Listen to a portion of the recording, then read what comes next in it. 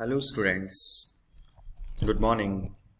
I am Assistant Professor Punit, MIT FCC Postgraduate Center, Mysore. Today I am going to explain about custom duty, that's in Customs Act 1962. So many students asking me personally about explaining about problems. So they have some doubts in custom duty problems, so I'm directly explaining custom duty problems. So now I'm not going to explain any theoretical part. For your examination purpose, it comes in 20 marks for BCom, and for MCom it may be asked in as case study for 15 marks. So let's move on.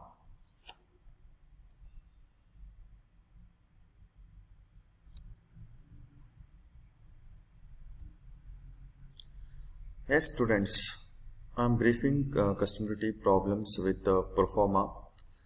Step number 1, computation of assessable value. For calculation of assessable value, we put 3 columns for calculation purpose, that is particulars, amount in foreign currency, amount in rupees. So take these 3 columns, then take down. First thing is FOB value, that is nothing but free on board value. So take it amount as both the columns. All the items comes under both the columns. We need to convert the foreign currency to the Indian rupee on the basis of regulation given by CBIC, Central Board of Indirect Tax and Customs. So for that FOB value, we should add cost of transportation charges.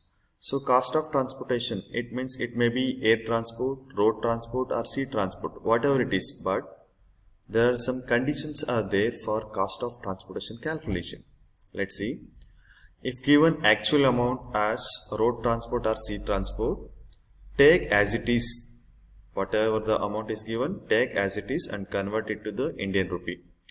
If not given actual amount, the standard percentage is 20% on FOB value should be taken into account for calculation of cost of transportation charges. So take 20% of FOB value if they are not given actual amount. It is in the case of road transport and sea transport. Then if imported by air, that means goods imported through air transport, that means flight or aeroplane like that. If in case imported by air, whatever it is, if in case they given amount or not, we should calculate the percentage on 20% on actual amount. We should compare with the actual amount and 20% on FOB value. Whichever is less should be taken into account for calculation purpose. So if imported by air, 20% of FOB value or actual amount, whichever is less should be taken into calculation purpose of assessable value. Then add cost of insurance. So insurance means it is insurance from exporter's place to importer place, that means custom station. Till that, whatever the insurance cost incurred, that should be taken into account for the calculation. So cost of insurance calculation purpose, please note, if they given actual cost, take as it is. If they not given, take 1.125% of FOB value for calculation purpose. 1.125% on FOB value is the standard rate of insurance. If they given actual amount, take as it is. If they not given, take 1.125% of FOB value. That's it. Are you followed? Okay. Then finally, we need to find CIF value. What do you mean CIF value? CIF is nothing but cost, insurance and freight. Cost means free on board value, free on board cost. I means insurance. F means freight. Freight is nothing but transportation. CIF value. From this year onwards, CIF value itself called assessable value. Earlier other pro forma is there, but now CIF value itself called assessable value. So that CIF value and accessible value should both are same. So that will be converted into Indian rupee. So this is the pro forma of computation of accessible value. Then I know you people have some doubts. Sir, written in as FOB value directly, but how to calculate FOB value? For that I am explaining now. So for calculation of FOB, there are some items includable, some items excludable. So let us discuss about includable items. If any FOB value which do not incur or which do not already included these items, we need to add these items to the FOB value.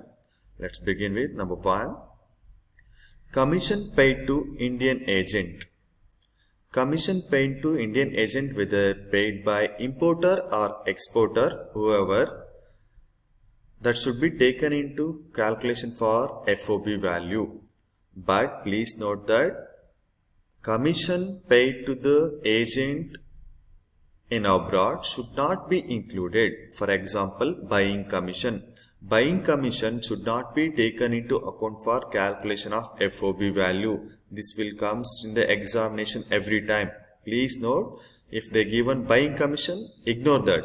If they given only commission paid to the agent, that should be taken into account for the calculation of FOB value. Then number 2, packing cost.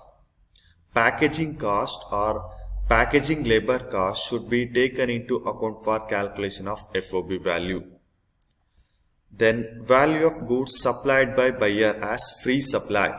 Sometimes importer himself supply the raw materials to the exporter, that should be added to the calculation of FOB value.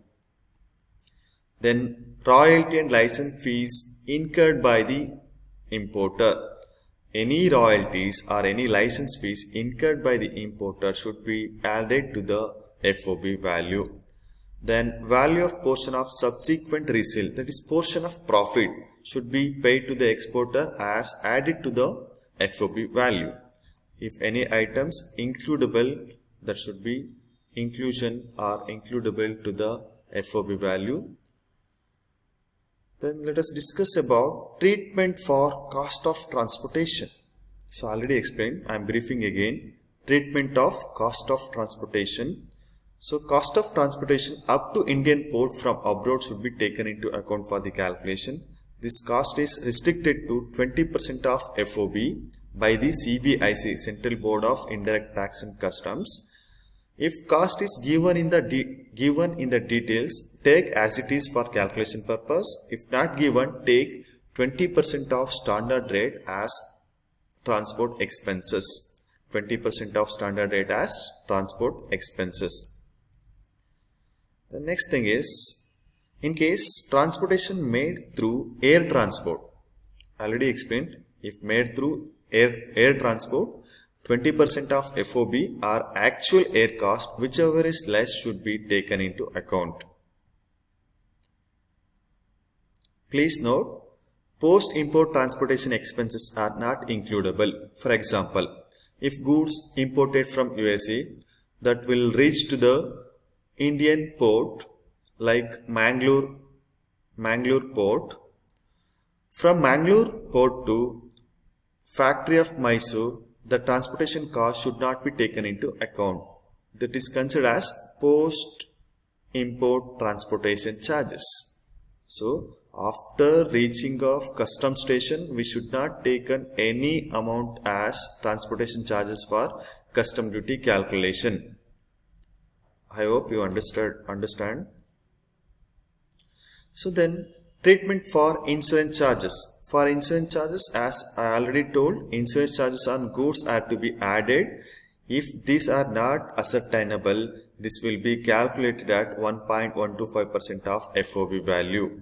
Please note that if the importer paid insurance charges on custom duty relating to such custom duty are not includable, that is nothing but post-import insurance charges. Then items exclusion from accessible value. In the problem they mentioned some items or transactions, but these items are not taken into account for calculation. The number one is charges for construction, erection, assembly, maintenance or technical assistance undertaken after importation of goods. Any these type of expenses after importation is not taken into account for calculation of FOB value. Then cost of transport and insurance after importation. After importation, if any transportation and insurance charges given, they should not be taken into account for the calculation. Then duties and taxes paid in India. Any taxes and duties paid like GST or any other duties of custom station should not be taken into account for calculation of custom duty. Payment not related to imported goods. Unrelated expenses are not taken into account. And interest on deferred payment. If deferred payment is there, that interest should not be taken into account for calculation purpose. Then please note CAF and assessable value. This is known as cost, insurance, freight on board. It signifies the cost of insurance and freight. Now CAF value itself called assessable value. Earlier, loading and unloading charges were added to the CAF value in the name of handling charges to the extent of 1% of CAF notionally. Now no such rules in practice.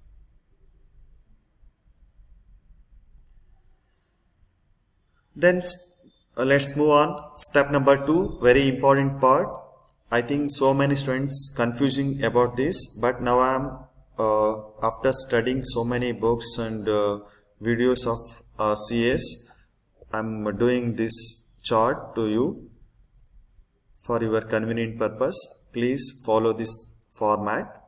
Computation of custom duty payable. Make 3 columns: particulars, reference and amount in rupees. In particulars, first thing you need to do assessable value. It is only for reference purpose, not for any calculation purpose. Take assessable value for reference. Write the amount in reference column, not in amount column. Then first one is basic custom duty. Basic custom duty is levied on assessable value only. So I mentioned basic custom duty 10% on assessable value. I given reference number 1. Write the amount in the amount column. Then very importantly, please note, after basic custom duty, add NCCD. NCCD means National Calamity and Contingent Duty, which should be added to the value, added to the custom duty. It should be calculated on assessable value plus BCD. Please see here. If any duty is calculated after basic custom duty, that should be taken before items. That means before taxes plus assessable value. So here for NCCD, we need to take assessable value and BCD, and total of that we need to calculate NCCD and the given percentage, prescribed percentage. Then add CVD. CVD is nothing but countervailing duty or additional custom duty. So CVD, if they given CVD, calculate on assessable value plus BCD plus NCCD. Give reference number 3. Write it in the amount column.